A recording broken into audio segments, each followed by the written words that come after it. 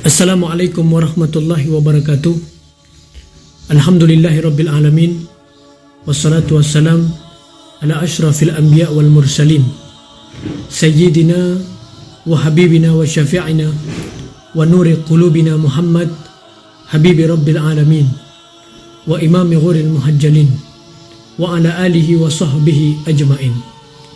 Sahabat-sahabat Istana Muda Channel yang dirahmati oleh Allah, pada kesempatan kali ini kita akan melanjutkan pembahasan sebuah buku yang berjudul Fiqhus Sirah yang ditulis oleh Dr. Muhammad Said Ramadan Al-Buti, yang biografi singkatnya bisa sahabat-sahabat lihat di video sebelumnya. Saat ini saya akan menyampaikan tentang sumber-sumber Sirah Nabawiyah. Secara umum dapat disebutkan di sini bahwa sumber dan rujukan Sirah Nabawiyah ada 3, yaitu kitab Allah, Al-Quran, Sunnah Nabawiyah, hadis, dan kitab-kitab sirah lainnya.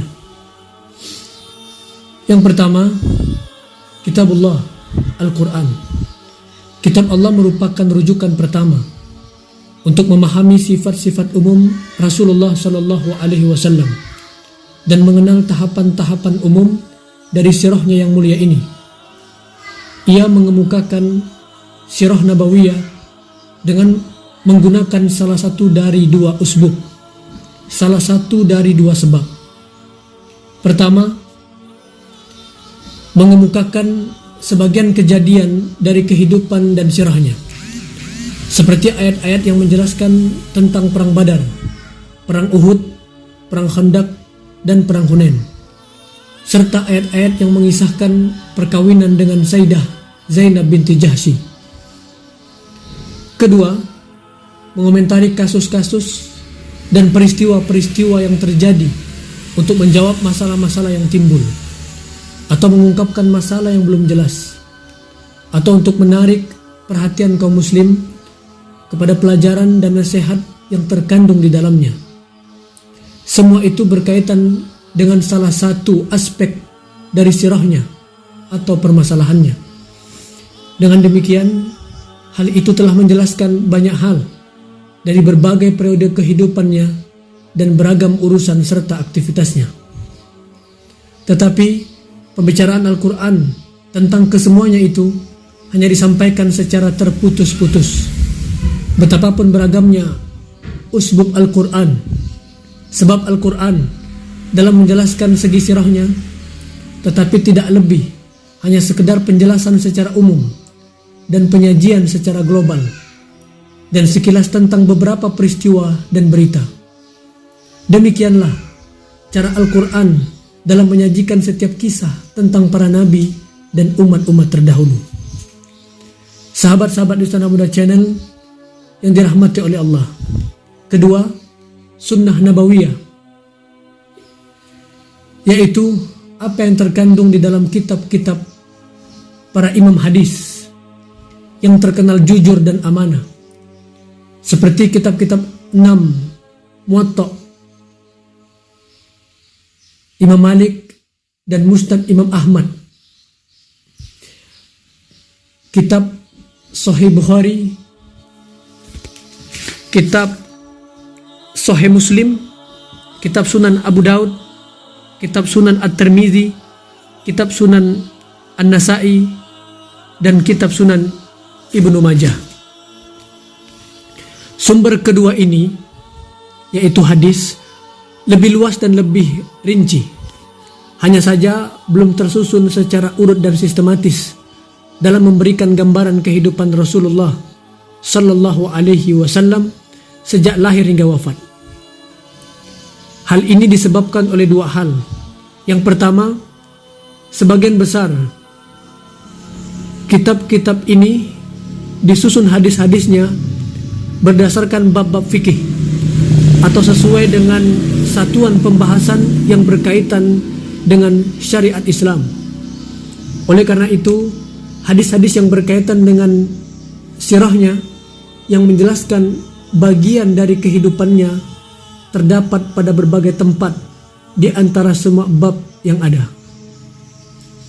Kedua, para imam hadis, khususnya penghimpun Al-Kutubu As-Sittah, ketika menghimpun hadis-hadis Rasulullah Sallallahu Alaihi Wasallam, tidak mencatat riwayat sirahnya secara terpisah, tetapi hanya mencatat dalil-dalil syariah secara umum yang diperlukan.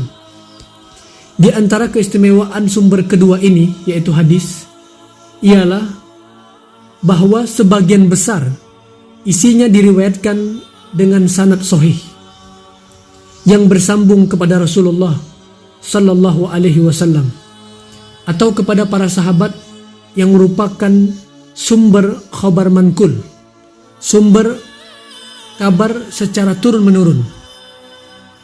Kedatipun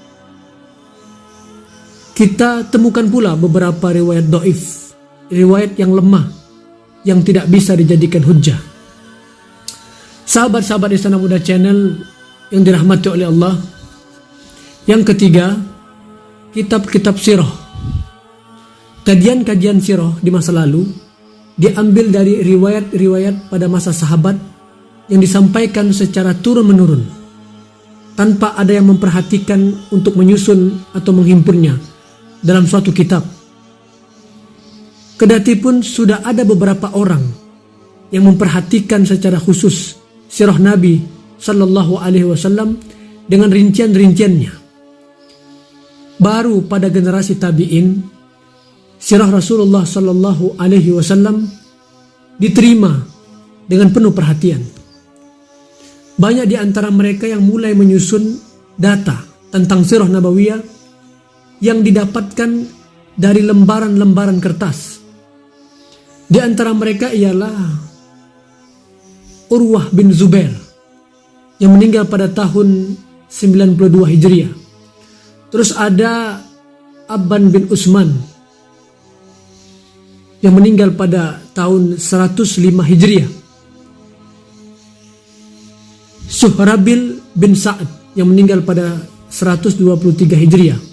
Terus ada Wahab bin Munabbib yang meninggal pada tahun 110 Hijriah. Dan Ibnu Syihab Az-Zuhri yang wafat pada tahun 124 Hijriah. Akan tetapi, semua yang pernah mereka tulis itu sudah lenyap. Tidak ada yang tersisa, kecuali beberapa bagian yang sempat diriwayatkan oleh Imam At-Tabari. Ada yang mengatakan bahwa sebagian tulisan Wahab bin Munabbih sampai sekarang masih tersimpan di Heidelberg di negara Jerman. Kemudian muncul generasi penyusun sirah berikutnya. Tokoh generasi ini ialah Muhammad bin Ishaq yang wafat pada tahun 152 Hijriah. Lalu disusul oleh generasi sesudahnya dengan tokohnya Al-Waqidi yang wafat pada tahun 203 Hijriah. Dan Muhammad bin Sa'ad, penyusun kitab At-Tabaqat Al-Kubra yang wafat pada tahun 130 Hijriah. Para ulama sepakat bahwa apa yang ditulis oleh Muhammad bin Ishaq merupakan data yang paling terpercaya tentang sirah Nabawiyah pada masa itu. Tetapi sangat disayangkan bahwa kitabnya Al-Maghazi termasuk kitab yang musnah pada masa itu. Tetapi alhamdulillah, sesudah Muhammad bin Ishaq muncul Abu Muhammad Abdul Malik yang terkenal dengan Ibnu Hisham. Ia meriwayatkan sirah tersebut dengan berbagai penyempurnaan setengah abad sesudah penyusunan kitab Ibnu Ishaq tersebut. Kitab Sirah Nabawiyah yang dinisbatkan kepada Ibnu Hisham yang ada sekarang ini hanya merupakan duplikat dari makhazinya Ibnu Ishaq. Ibnu Khalikan berkata, Ibnu Hisham adalah orang yang menghimpun sirah Rasulullah sallallahu alaihi wasallam dari Al-Maghrazi dan As-Siyar, karangan Ibnu Ishaq. Ia telah menyempurnakan dan meringkasnya. Kitab inilah yang ada sekarang dan yang terkenal dengan Sirah Ibnu Hisham. Selanjutnya, lahirlah kitab-kitab Sirah Nabawiyah. Sebagiannya menyajikan secara menyeluruh, tetapi ada pula yang memperhatikan segi-segi tertentu, seperti Al-Asfahani dalam kitabnya Dalail An-Nubuwah. Terus ada At-Tirmizi di dalam kitabnya Asy-Syama'il, dan Ibnu Qayyim Az-Zawji dalam kitabnya Zadul Ma'ad.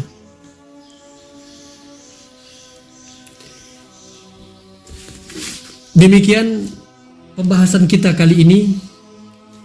Kita akan melanjutkan pada video dan kesempatan berikutnya.